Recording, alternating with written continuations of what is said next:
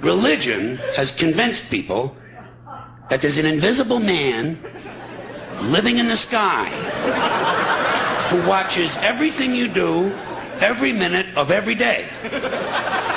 And the invisible man has a list of 10 specific things he doesn't want you to do. And if you do any of these things, he will send you to a special place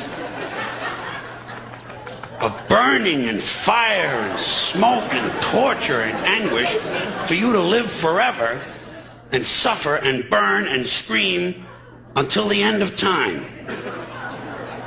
But he loves you. He loves you. He loves you, and he needs money. He always needs money.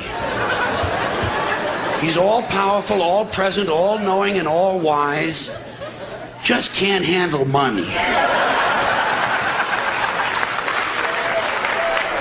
Religion takes in billions and billions of dollars.